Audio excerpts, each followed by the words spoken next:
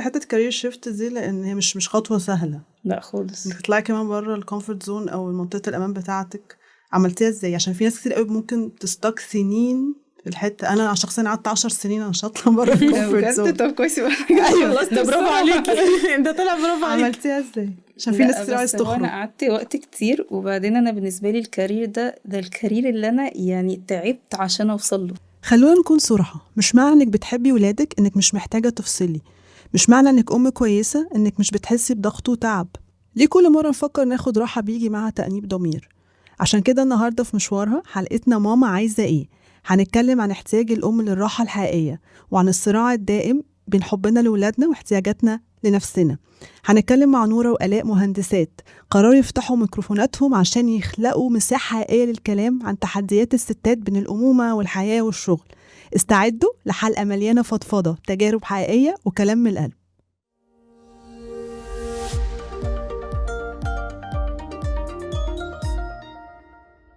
نورة وآلاء منورين مشوارها. اهلا بيك. تحبوا بقى تعرفوا نفسكم بايه؟ نبتدي بنورة.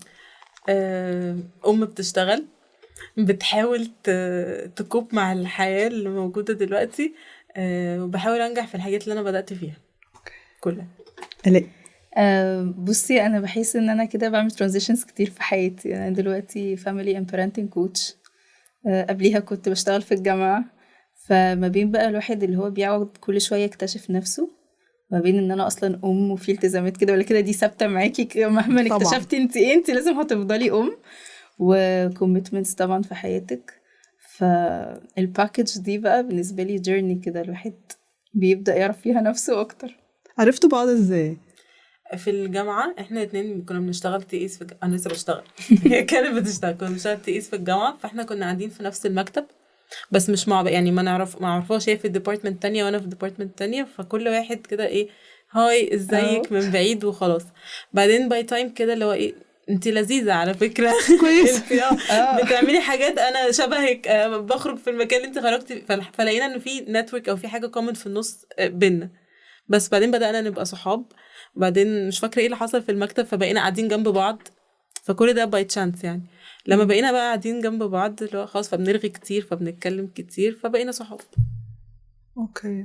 طب انطباعك عنها ايه في الاول غير دلوقتي؟ في الاول لا يعني زي ما نورا قالت كده، عارفه اللي هو حد من بعيد بلذيذ كده، احنا ما فيش كومن فريندز خالص، فما بيحصلش حاجه تخلينا نتكلم مع بعض، بس من بعيد كده شكلها ايه شبهي، يعني حاسه ان احنا لو اتكلمنا هنكليك في حاجه. وبرضه كان في وقت يعني كنت انا بقى دخلت في الامومه وهي لسه، فما كناش فيك حاجات كومن نتكلم فيها، احنا تقريبا قربنا اكتر صح بعد بقى ما بقى في حاجات مشتركه كتير يعني. طب احكوا لنا شويه عن برو تشاتس بقى. ايه برو تشات؟ اوكي، هو بودكاست معايا انا وآلاء، احنا من واحنا في الجامعه فاحنا قاعدين في المكتب كل يوم قبل ما الشغل يبدا كده في ساعه احنا قاعدين بنتكلم في كل حاجه واي يعني لو هي متضايقه طب انت ايه اللي مضايقك ونحاول نشوف ايه المشكله، لو انت مبسوطه فبرافو عليكي، طب انت مبسوطه ابسطيني معاكي، لو في حاجه في الشغل نحلها، في مشكله نعمل، فبنتكلم في اي حاجه بتخطر في بالنا او حاجه موجوده في دماغنا، وكل ده اراوند كوبايه القهوه بتاعت الصبح قبل ما نبدا نشتغل. فدايما لقينا انه الساعه دي بتاثر في اليوم، لو حد فينا غاب التاني بيبقى قاعد متضايق. ايوه هعمل ايه دلوقتي، في حاجه مش موجوده فاليوم مش مظبوط فروح بدري مثلا، يعني هو في مشكله. فمن هنا جت الفكره طب ما نتكلم، طالما ده بيدور في دماغ الامهات كلها يبقى اكيد هينفع الناس كلها. بس فمن هنا طلعت البودكاست. والاسم جه منين؟ اخترتوه ازاي؟ الاسم جه منين؟ الاسم جه من القعده برضو، برود اوت اوف كوفي يعني برود كوفي وتشاتس، ان احنا بنقعد نتكلم مع بعض. يعني احنا برضو بنحب دايما نقول انه اصلا كل عندها الشات دي، يعني كل هتلاقي انت في حياتك اكيد في حد كونستنت اللي بتكلميه كل يوم، اللي بنفضفض، ودايما كل الكلام بيرجعك تاني لفكره انك يعني انا بس انا مختلفه. يعني احنا البودكاست بتاعنا مش بارنتنج على قد ما هو انا بتكلم ان الام يا جماعه دي هي شخص عنده انجلز كتير قوي في حياته، مش بس انها انا اخت وبنت وزوجه وصديقه وواحده عايزه تثبت نفسها في شغلها، فانا كل الحاجات دي وبحاول اثبت نفسي في وسط كل الحاجات دي. والامومه بشكل ما اكيد بتدخل في كل الحاجات دي، لان انت يومك بترسميه برضو حوالين ولادك يعني. صح. بس طب بتختاروا المواضيع ازاي؟ يعني بيطلع لكم فكره بالصدفه ولا بتقعدوا تفكروا بقى احنا المره دي هنعمل كذا؟ لا، من الدي تو دي برضه struggles او الكلام العادي اللي احنا بنتكلم فيه. يعني مثلا لو دلوقتي مهتمين بالبي اتش دي او الماسترز، عشان كان احنا الاثنين كنا بناخد الماسترز في نفس الوقت برضه، فخلاص احنا مثلا التوبيك بتاع المذاكره ده هو المين كونسيرن اللي موجود عندنا، فلا طب تعالي نطلع نتكلم عنه كده. من كل الحاجات اللي بتدور في دماغنا واللي بتدور في السوشيال ميديا دلوقتي بنطلع نتكلم عليه. بما انكم هندسه، ودايما الهندسه بيبقى ليهم دماغ معينه كده ومنظمين قوي وبيحبوا يعرفوا كل حاجه ويعملوها ازاي وهل ده فرق؟ يعني دراستكم هندسه فرقت في كل حاجه بقى، في شغلكم، في كونك كونكم بتعملوا برو تشاتس؟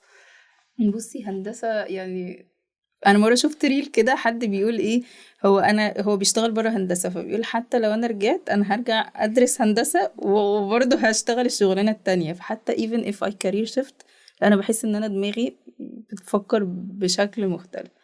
بس برضه ستيل احنا اتنين مهندسات، بس كل واحدة فينا بتفكر بطريقة مختلفة. يعني انا ونورا دايما ايه في الخلافات بتاعت ان هي دايما الحد اللي عايز يمشي according to schedule according to plan لازم او منظمين، ما ينفعش الحاجة ما تمشيش as planned.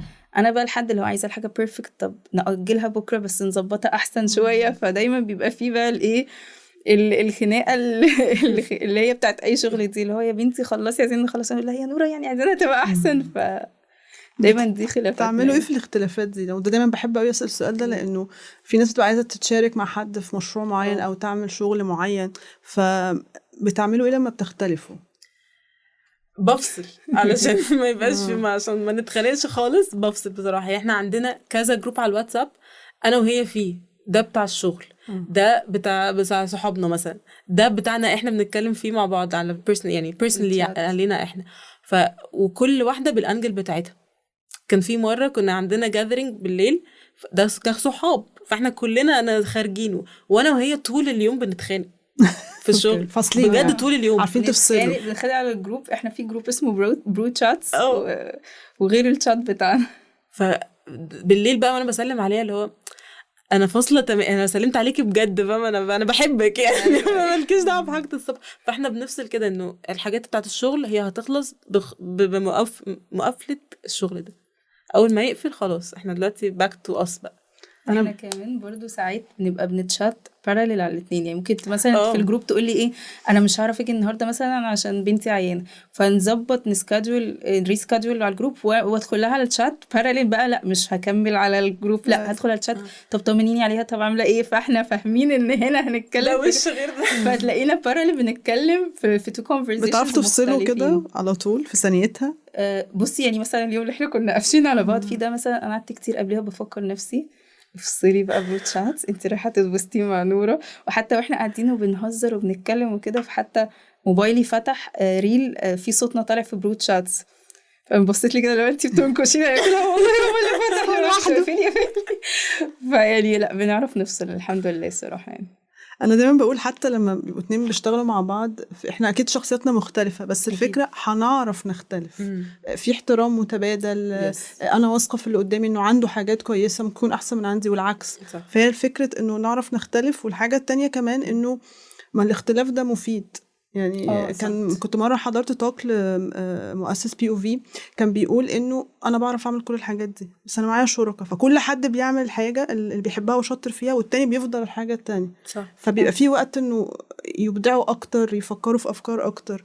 فانتوا عارفين تعملوا القصة دي؟ يعني كل حد مثلا شاطر في حتة فالتاني عارف انه شاطر فيها او بيحبها فسايبها له. هقولك احنا اول ما بدأنا ما كانش عندنا المايند سيت دي، بس باي تايم ولما بدأنا نشوت الابيسودز ونتاكل بروبلمز فعلا، فلقينا ان لا هي في حاجات تكنيكاليتيز، في حاجات الاديتنج والتصوير والسكشن ده هي شاطرة قوي فيه وبتعرف تفهم وعايزة عندها اصلا قابلية انها تفهم. انا مش عايزة حاجة توجع دماغي، فانا سبت لها الحتة دي وبقيت خلاص انا مركزة مثلا في حاجات تانية.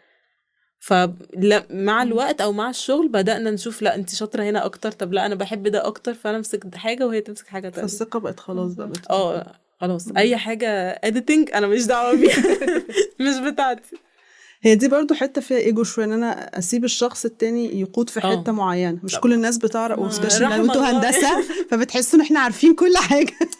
بنحاول لسه النهارده الصبح كنا في الموضوع ده بنحاول يعني نشيل الحتة دي من دماغنا عشان نطلع فعلا الحاجة حلوة. ما that's why كل واحد ليه job description. حلوة قوي. انتوا مقسمين حتى الشغل مين بيعمل ايه؟ يعني لحد ما هو برضو كده ولا كده وانتي ماشية في حاجات زيادة بتطلع وفي حاجات كده ولا كده لازم ناخد الديسيجن فيها احنا الاتنين. بس بيبقى الى حد ما، اصل انتي لو سبتيها عايمة يعني في الاول كانت الحاجة ما تتعملش اصل خلاص انا مستنيه نورة تعملها. فلازم تبقى الحاجة واضحة من الاول يعني. طب ما بتحسوش ان ممكن الموضوع عشان انتوا صحاب فالموضوع يبقى حبي بقى شويه، حد ما عملش حاجه فهطنش يعني او ان هو بودكاست بنبدا احنا نقفل بنلعب على بعض. لا خالص خالص، احنا الاتنين برضو عندنا الجلد فيلينج العالي ده احنا في حياتنا عامة. فطبعا فكرة انه حد لا بالعكس يعني، انا ببقى حاسة ان انا لو حاجة انا برايفت لوحدي ممكن اقصر، لكن حاجات برود شاتس انا في حد معايا فانا كوميتد خلاص ان انا قصاد نورة قلت انا هعمل كذا فانا هعمل كذا، وهي كمان برضو. ونورة الضمير الصحي اكتر في العلاقة دي. يعني بقعد يعني اقول لك في تهذيب يعني مش عايزه اقول كده بس يعني بقعد كل شويه احسسها بالذنب مثلا لو في حاجه نسيناها او ما عملناهاش النهارده، انا الشخص اللي هيبهدل الدنيا في الموضوع. دي فكره برضو حلوه، لانه في ناس كتير امهات كتير بتبقى عايزه تعمل حاجات بره دورها كأم وبره شغلتها، الحاجات اللي هي فعلا فيها شغف وبتحبها، فمش بنبقى واخدينها كده. لا انتوا عاملين بالظبط بودكاست زي ممكن تقولي ما هو بودكاست قاعدين بنرغي او لا انتوا واخدين الموضوع جد قوي يعني مش يلا يعني صح. الاول هو فكرته اصلا طلعت يلا بس يعني it went professional through الوقت بقى مع استمراريه الابيسودز اللي بنعملها، حسينا انه لا هو حلو والناس فعلا مبسوطه منه، فما نستهترش يعني نعمل الحاجه حلوه طالما بدأناها. طب بودكاست غيركوا ايه انتوا سواء امهات او مهندسين؟ غيرنا ايه؟ ده سؤال سابت هندسه خالص اصلا بسبب بروتشات. سابت هندسه. بصي لا هو مش بسبب بروتشات يعني. انا كنت من الاول من اول ما ولدت بنتي وانا دايما ببقى انترستد في موضوع البارنتنج ده وكده، وبعدين مع الوقت قلت لنفسي لا انا عايزه شويه استنى. يعني ساعات لما تبقى في حاجه دي المهمه في حياتك بتبقي حاسه ان this is your interest، فانا محتاجه لا استنى اتاكد انه it's my interest يعني. فمع الوقت لا لقيت ان انا حابه البارنتنج والفاميلي كوتشنج وكده فدخلت في الموضوع. بس لا هو برود شاتس انا غيرني تماما. احنا كمهندسين برضو في الشغل يعني انتي كل حاجة مرسومة قدامك، كل حاجة بالورقة والقلم، كل حاجة حسابات. ففكرة ان انتي تبقى فيه الاريا اوف كرياتيفيتي تبقى مفتوحة لا دي مختلفة تماما يعني. وانت غيرك في ايه بقى برود شات؟ انا اكتر التوبكس نفسها اللي احنا بنتكلم فيها اوكي لما حاجه تكليك مع ايشو عندي مثلا او حاجه انا فعلا مستنياها وحاجه عايزه اعرفها من الجست اللي موجود فعلا، بلاقي انه ايه ده انا استفدت يعني ما ضيعتش وقتي كده وخلاص. فدي حاجه مستفيده منها جدا بصراحه. وهي اول ما بقت بارنتنج كوتش انا واخداها رايحه جايه كده جدا بجد. فلا انا وين سيتويشن لغايه دلوقتي يعني. فهي لا اثرت فيا كتير جدا وغيرت حاجات في البيرسوناليتي بتاعتي بسبب التوكس اللي بنقعد نعملها. غيرت ايه اكتر؟ انا شخص بيستيك للبلان جدا مع فكره اني فمحتاجه يبقى عندي شويه فلكسبيليتي اكتر. دي مثلا مشكله كبيره وبترفلكت على حاجات كتير قوي في حياتي سواء مع جوزي مع بنتي مع اهلي، فبيحاولوا يشتغلوا عليا ان انا بقى اهدى واحسن ومرنه اكتر. مثلا دي اكتر حاجه شائعه عني يعني. طب هرجع للتوبكس والمواضيع اللي بتختاروها. في حلقه كانت حلوه قوي بتاعت انا مش قادره ابقى يعني، وبشوف انه دي حقيقه الناس بتتحرج او بتتكسف انها تقولها. فكونكم انكم بتختاروا مواضيع مش دارجه او مواضيع ممكن تتقلب عليكم يعني اللي هو حد يخش يعني ايه يعني مش هتبقى هو يعني مش صح. كل الناس بتقدر تقول ده. فهل بيبقى الاختيار مواضيع ما عندكوش مشكله تطلعوا بره القوالب المعروف عليها في المجتمع او الحاجه مش خايفين يتقالوا كلمتين مش لطاف؟ لانه السوشيال ميديا كمان بالذات اللي عايز يقول حاجه هيقولها يعني، اللي عايز يخش لكم في الكومنتس يعني من الاخر يعني يقول لك كلام سخيف هيقول.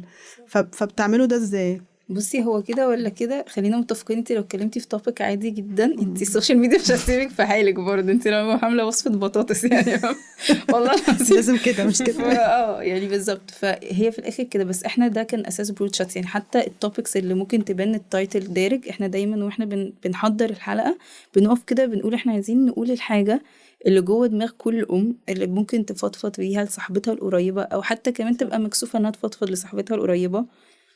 حاجة هي ثوت في دماغها أو خوف أو حاجة هي خايفة تطلعها. يعني احنا حتى كنا بنقول في الحلقة دي ان ساعات احنا كأمهات بنبقى واصلين لمرحلة بنت كيوت وجاية تبوسك وتحضنك ومفيش حاجة وانتي مش طايقة حد يلمسك، يعني خلاص تبقي حاسة انك شريرة قوي، بس فعلا احنا كلنا بنحس الإحساس ده، خلاص انتي كفاية يعني overstimulated. فدايما لا، دايما في التوبكس حتى لو توبك عادي بنحاول دايما نوصل للديبست ثوتس بتاعت الأمهات يعني. وده اللي احنا محتاجينه، يعني يبقى في ناس حاسة بينا بتمر بنفس اللي بنمر بيه، وهو ده اللي بيقربنا من الناس. ودي الموضوعات يعني بحس بالعكس لازم نقولها بصوت عالي. صح. ده مش هيقللنا من ان احنا انا ام وحشة ولا ما استحقش ابقى ام او خالص، بالعكس. لو فاكرة كمان في سيزن 1 كان كل الحلقات دايما انا بتخلص في الاخر always remember you're not alone. فانه اكيد في اي واحدة عندها الحلقة دي هي بتفكر في كده دلوقتي او كانت فيه دلوقتي. فدايما ده حتى بقى خلينا يبقى هو ده السلوجن بتاعنا بعد كده، انه انت مش لوحدك، في حد عايش نفس المعاناة دي او بيفكر بنفس الطريقة دي. طب وخدي بقى كمان حاجة ممكن تساعدك في الموضوع ده. فمن هنا الفكرة قد ايه هي تاتشنج بالنسبة لنا بصراحة. طبعا طبعا ومهمة قوي. بتحسوا انها مسؤولية ان انتوا بتطلعوا السوشيال ميديا وفي امهات بتمر بنفس اللي بتمروا بيه وبتبعت لكم وتكلمكم؟ بنحس انه احنا مش لوحدنا برضه يعني حتى انتوا برودشاتس ليكوا انتوا كمان. بالظبط. ما عشان كده بقولي انا نفسي بستفيد منها. يعني في حاجات توبكس بنتكلم فيها مع الجست، انا على فكرة انا ببقى جاية عندي شغف رهيب انه انا مستنية اسمعها كأني انا اللي بسمع الحلقة. هي بتأثر علينا قبل الناس كمان. طب ايه اكتر حلقة او ضيف استضفتوه يعني وكانت ملهمة فعلا فرقت معاكي قوي كأم؟ حاسة السيزون بتاع رمضان هو فور episodes كده مع بعض، هو ده اكتر حاجة كانت ملهمة بالنسبة لي. يعني كان المايند سيت بيشفت تماما، انتي بيخليكي تفوقي انتي بتعملي ايه في حياتك. فده كان اكتر حلقات مؤثرة بالنسبة لي وتعلمت فعلا فيها. وكانت يعني كنت وانا قاعدة مع الجاست، يعني دايما في جاست عارفة تروحي باك اند فورث وتتكلمي وتطلعي انتي كلام عشان انتي عندك انبوت، لا انتي اللي هو ايه قولي كمان، اتفضلي قولي كمان، احنا بنسمع، لا انا عايزة اتعلم. بس هي حاجة حلوة انك بتعملي حاجة بتحبيها ومستمتعة بيها وبتتعلمي فيها قوي كمان صراحة. ونورة ايه اكتر حلقات كمان؟ انا برضو بضم صوتي لصوتها. الحلقات بتاعت رمضان دي اكتر حاجة inspiring ومختلفة عن كل الحاجات اللي احنا كنا بنعملها قبل كده، وبتخليكي لو اسأل نفسي كده انا علاقتي بربنا فين، بفكر بالطريقة الصح اصلا ولا لا. حلو يبقى كل فترة نعمل وقفة كده. بالظبط هي دي الفكرة فعلا بتاعت السيزون. فكانت حاجة اللي هو انا فعلا مش عايزاها تبطل كلام وعايزاها تتكلم اكتر والحلقة تبقى اطول او يبقى في سيزونز جاية اكيد هنعمل حاجة تانية لانه كانت mind changing يعني. طب ايه اكتر توبيك في الحلقة حسيتوا الامهات تفاعلت معها قوي وكانت داخلة في صميم حاجة قوية بالنسبة لها؟ في السيزون ده هو السيزون لسه هيطلع، يعني هو رمضان 25. اوكي. فاحنا مصورينه لسه من اسبوع ولا حاجه، بس هو لسه هيطلع حلو. يعني ان شاء الله في رمضان. حلو. طيب عشان دايما الامهات كلنا طبعا بيبقى عندنا وقت لولادنا ومفيش وقت لحاجه تانية خالص، يبقى دايما بنقعد نفكر طب هنعمل ايه، طب انا عايزه اعمل حاجه ليا، طب انا عندي شغف، فتبقى حياتي كده. بس عملتوا ده ازاي من غير ما تحسوا بالذنب وتلاقوا وقت لنفسكم؟ برود شاتس نفسه لا، حاسه انه زي اي يعني مفيش طريقه. يعني انتي لو مستنيه الوقت المناسب انك هتبداي، هو مفيش وقت مناسب يعني يعني ابدأي وخلاص، وهتلاقي الدنيا بتمشي، وهتلاقي فعلا في اوقات احنا بنبقى مزنوقين وفي اوقات مش لاقيه وقت، وفي اوقات قصرت هنا واوقات قصرت هنا، بس انتي في الاخر بتحاولي تعملي البالانس اللي انتي تقدري عليه. بتقسمي وقتك ازاي؟ نظرا ان انا بشتغل فول تايم جوب وانا بالظبط عشان كده بس اوكي فبحاول لو في اي سلوت، يعني انا ما فيش وقت فاضي الصبح ما بعملش فيه حاجه عشان اخلي الوقت بتاع بعد الظهر ده as much as possible للبيت. فلو في ساعه الصبح فاضيه يا هشتغل فيها في البيتش دي مثلا واذاكر، يا اما هعمل تاسك عليا في برود شاتس فخلصها، يا اسيرش على حاجه، يا اشتغل بقى التيتشنج اصلا اللي بعمله. فبحاول اكوندنس كل الحاجات في الصبح بس لغايه وبعد الظهر بقى يبقى لو في شوتينج مثلا. وساعات باجي فعلا زي ما آلاء بتقول على البيت وعلى بنتي وعلى جوزي وعلى اهلي عليهم كلهم، بس بيبقى اوقات. يعني انا دلوقتي مركزه في المذاكره قوي فهركز في المذاكره، فحاجات تانية هتتأثر بعد كده. لا انا هركز في البيت دلوقتي فهوقع الباقي وهكذا. لغايه ما اظبط البالانس الطبيعي. محتاج ممارسة صح؟ جدا جدا. وتبطلي تحسي بالذنب، يعني في كل حاجه انت بتمري بيها في اليوم انت المفروض تعمليها، فاعمليها على قدر الوقت بتاعها، بس مش لازم احس بقى بالجلد فيلينج بتاع انه انا سايبه بنتي علشان قاعده بعمل ابيسود في برود شاتس. لا، ما هو ده شغلي دلوقتي وهروح لبنتي. ممكن تعوضيها في يوم تاني وتقعدي معاها يوم بالظبط. تاني. فدي حته مهمه يعني في كل الاسباب. وده بيفرق ليكي انت كأم انك يعني مهم يبقى عندك حاجة بتاعتك. بالظبط. انا لسه كانت آلاء بتقول دايما برود شاتس ده المكان اللي بنخرج نطلع فيه الطاقه، يعني بفضفض فيه بجد، بطلع النيجاتيف انرجي اللي موجوده فعلا فبقى احسن. فهو لازم نعمل حاجه كده. ايه اكتر ايموجي بتستخدميه في جروب الشغل؟ بالراحه احنا على الملأ. بالراحه لازم نمثله اللي بيعمل كده ده صح. ده بتستخدميه في أي مواقف بالظبط؟ يعني غالبا واحنا بنتخانق يعني احنا دايما في اللي هو كل واحد زي ما قلت لك برسبكتيف مختلف. طب يعني انت عايزه ايه يا نورا دلوقتي؟ هي طب يلا خلصيني بقى يا آلاء. يعني كان في ستوري من كام يوم كده صورتها وهي بتقولي خلاص بقى، خلاص انا زهقت، انا مش عايزه اكمل. قلت لها انا هصورك ستوري واحطها على برود شاتس وهفضحك. بس يعني فدايما ده اللي هو يا ربي هعمل ايه، يا رب اعمل معاها ايه. وانت ايه اكتر ايموجي او نفس هعمل معاها اي حاجه او بجد مش عارفه اقول لك ايه. يعني انا عاجزه عن النطق دلوقتي. دول اكتر حاجتين طول الوقت. لا، امتى لقيتي نفسك؟ يعني في لحظه كده اللي هي بنسميها مومنت كده، او اللحظه اللي انا لقيت نفسي دلوقتي. والله احنا طول الوقت بنحاول نلاقي نفسنا.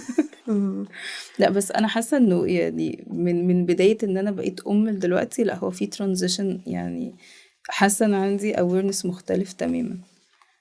ممكن اقول من بعد ولاده بنتي التانية، يعني عشان ده الوقت اللي فعلا انا perfectionist بطريقه رهيبه. فده اللي خبط بقى ان انت بتبقي perfectionist مع الطفل الاولاني، دايما هتيجي على نفسك، هتيجي على راحتك علشان تعملي كل حاجه الطفل ما تبقيش مقصره. طب لما يبقى عندك طفلين هتأثري مع ده عشان ده ولا تأثري مع ده عشان ده؟ فدي بقى الفترة اللي اتشفتت في حياتي ان انا لازم ابص للدنيا برسبكتيف تاني خالص. و you cannot do it all. مفيش حد يعرف يعمل كل حاجة، لازم بس تحاولي تعملي البالانس. فده كان اكتر وقت eye opening بالنسبة لي. هو بقى اللي غير في شخصيتي، وهو برضه اللي خلاني احس ان لا انا عايزة اعمل كارير شيفت، لا انا عايزة اعمل حاجة مختلفة. من ساعتها بقى وبدأنا نمشي بقى في المشوار الجديد ده. هكلمك حتة كارير شيفت دي لان هي مش خطوة سهلة. لا خالص. انك تطلعي كمان بره الكومفورت زون او منطقة الامان بتاعتك.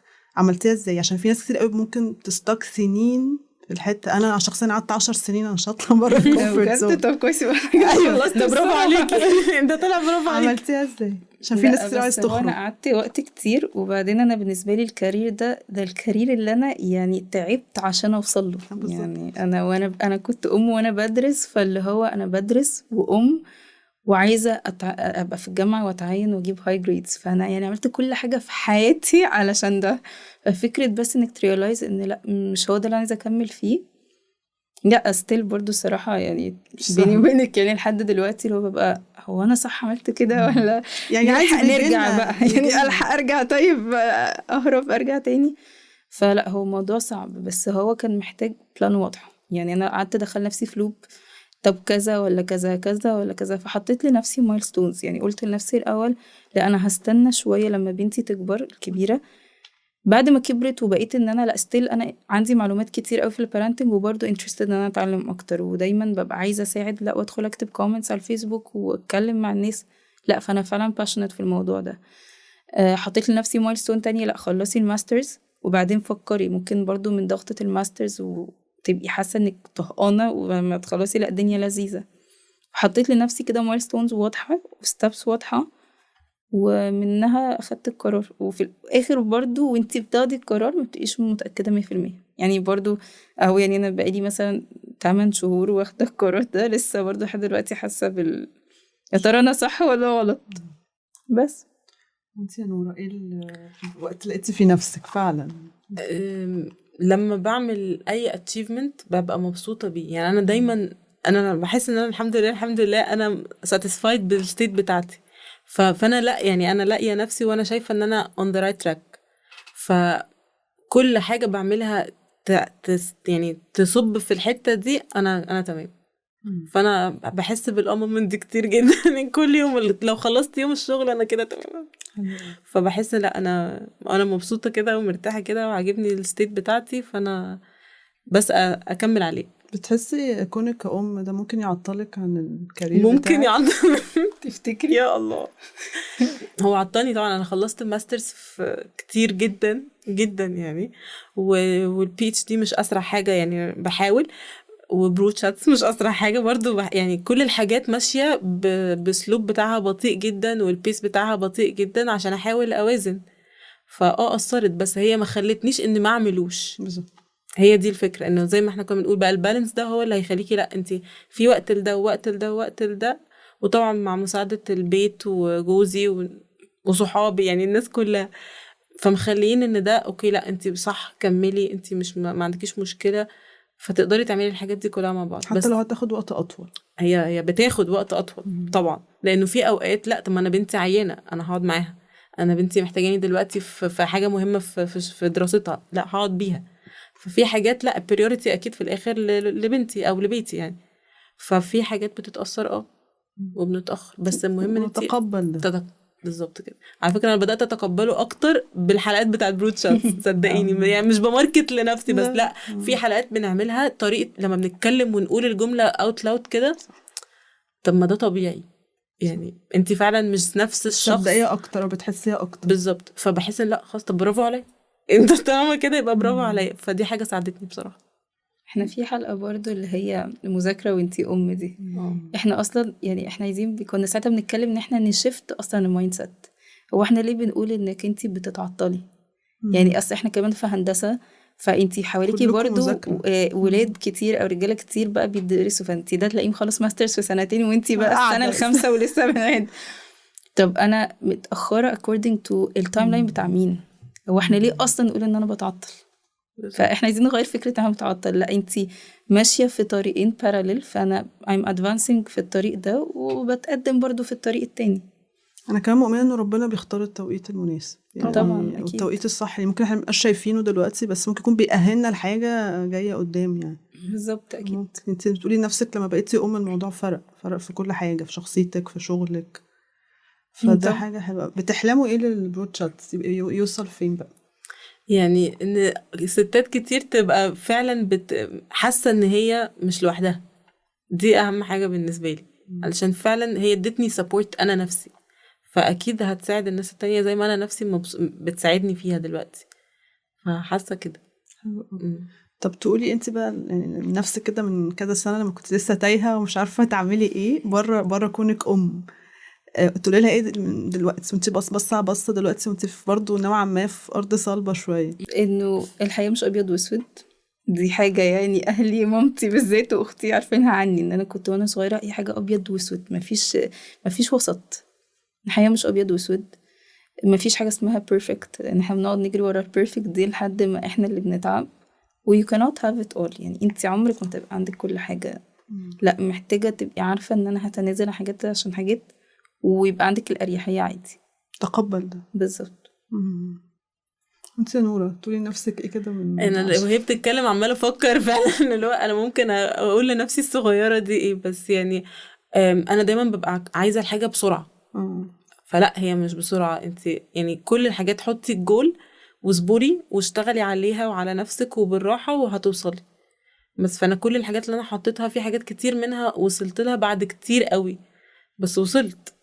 فاستني بالظبط، فاستني وكملي السعي بتاعك في الطريق ده لغايه اما فعلا توصلي له. دي هقول لها بالراحه ونهدي الجري شويه. بالراحه. بس دي اكتر حاجه ممكن اقولها لها. طيب تقولي لنورة ايه؟ بالراحه برضه. لا والله هقول لها حاجه، عشان هي وهي بتتكلم كده احنا يعني اول مره نقعد وكل واحد بيبقى بيتكلم عن نفسه، فهي بتتكلم والله حسيت I'm so proud of her بجد. والله بجد هي فعلا هي مش شايفه نفسها، بس هي بتتعب قوي وبتحاول تبقى في كل حته. وانا شايفه ده بقى عشان احنا الصحاب دايما بيقعوا مننا في الامومه، فهي دايما لا هي لازم ابقى موجوده في كل حاجه، حتى لحد الصحبة الجدعة اللي بتبقى موجودة لأي حد. ما تنساش عيد ميلاد حد، ما تنساش حد لازم نواجب معاه في حاجة. هي دايما اللي بتفكرنا لا يلا نخرج. فيعني I'm so proud of you. هعيط. طب نورة تقولي ولا ايه؟ لا كملي، يعني هتوصلي. نفس الكومنت اول ما يعني كملي في الطريقه هتوصل، عشان دايما بيبقى عندها داوتس كتير، بس لا انت يعني انت صح وكويسه، فكملي هتوصلي. تقولوا ايه الستات ايه اللي عايزين يعملوا كارير اليوم او حاجه؟ لا يعني مش عارفه اقول لكم ايه بصراحه. حاجات كتير هم حاول. محتاجين يسمعوا ده بجد، ومن ناس مروا بالتجربه بتاعتكم. بصي انت لو مستنيه الوقت المناسب، يعني احنا قلناها، هو مش هتلاقي وقت مناسب. يعني انت محتاجه تبداي وخلاص، لان احنا اول ما بنبدا الامومه كده بنبقى متخيلين انه في وقت الدنيا هتهدى. يعني يقعد يقول لك ايه سنه وهيمشي سنه وهينام سنتين وهيتفطم. لا، انت كل ما بيكبر كل ما بيبقى فيه احتياجات مختلفه. ففعلا حاجات كتير من احنا قلناها، حته انك ما تبقيش perfectionist، حته ان يبقى عندك flexibility، كل ده هيساعدك. والموضوع هيبقى فيه اوقات صعبه واوقات سهل، وياما ناس وقفت مشروع في النص ورجعت كملت. بس لا، ابدأي وهتعرفي. بحس دايما لما والله بناخد خطوه او خطوتين صغيرين ربنا بيفتح سكك، وممكن يسخر لنا ناس كده من حيث لا نحتسب يسهلوا الدنيا علينا. بالظبط. ففعلا زي ما تقولي نبدا وخلاص. ايوه يعني صح. لان لو حسبناها بالورقه والقلم ساعات منطقيا بتقولي هو ده اتعمل ازاي؟ لا وقت طبعا. ولا مجهود ولا فلوس يسمح لي ان انا اعمل ده. طبعا احنا بدأنا برود شاتس في وقت كمان مش يعني احنا يلا نعمل يلا. فانا كنت في وقت اللي هو في الجامعة لسه بشتغل، بيتي كنت لسه مخلصتش الماسترز، كنتش لسه خلصناش الماسترز وبرود شاتس، وكنت باخد كمان الكورس بتاع الكوتشنج. كله على كانت نورة كل يوم بتتخانق معايا، انت مجنونه، انت بتعملي كل ده ليه؟ هو انت شايفه انك عندك وقت يعني؟ بس وكنت مقصره في حاجات كتير فيهم، بس في الاخر عدت يعني. تقولي ايه بقى يا نورة برضو لكل عايز تعمل كارير ليها او بزنس او شغل حتى او حاجه ليها هي بعيد كونها كأم يعني؟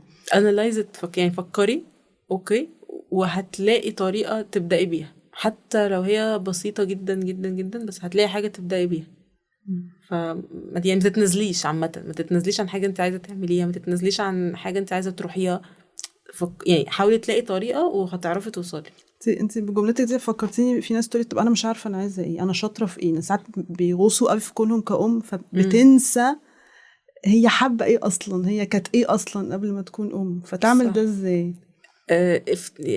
انت هتغيرتي صح. فانت لما اتغيرتي، حتى كان في حلقه كنا بنتكلم فيها عن الموضوع ده، انت لما اتغيرتي شوفي انت دلوقتي مبسوطه في ايه. يعني مش لازم على الحاجات القديمه. ايه اللي بيبسطك؟ ايه اللي بيبسطني دلوقتي؟ مثلا آلاء زمان كانت ريدر خطيره، ما يمكن تمشي بالكتب، لو فتحت العربيه هتلاقي كتب. انت بتقريهم؟ لا، انا كنت بقراهم. دلوقتي مش بتعرف تقعد تقرا، بس لقيت هوبي تانية ليها. انت كمان اكيد زمان الام قبل انت مش نفس الشخص بتاع دلوقتي. فلو قعدتي شفتي انت دلوقتي مبسوطه بايه، او ايه الحاجه اللي بتسليكي دلوقتي، او ايه الحاجه انت عايزه تعمليها، من هنا هتعرفي تشوفي انت عايزه تروحي فين. واحيانا بقول للناس جربوا حاجات يمكن تلاقوا حاجه تكتشفوا بيها نفسكم، او تلاقوا نفسكم بتحبوها. وانا هعرف منين؟ هجرب، ما فيهاش اشوف حاجه تانية. بالظبط. انا عملت حاجه يعني في النص كده، كان في ترايل بيزنس اعملها وفشلت فعلا وخلاص، وعادي بنكمل عادي جدا يعني. بس اكيد فادتك كتجربه في حاجه تانية قدام في برود شاتس. فانت بتبلدي فعلا الاكسبيرينس بتاعتك مع الحاجات اللي انت بتاخديها لغايه ما ربنا يشاء وتظبط بقى. التوقيت بتاع ربنا. بالظبط. نورة ويعني آلاء، انا بشكركم جدا، كلام ملهم ومهم قوي كل ام بجد تسمعه. شكرا. وان الموضوع صعب بس مش مستحيل. صح. ودور الامهات مش سهل، ولازم نتقبل ده ويبقى لنا حياه تانية برضو غير دورنا كأمهات يعني. شكرا ونورتونا في مشوار. شكرا ليكي.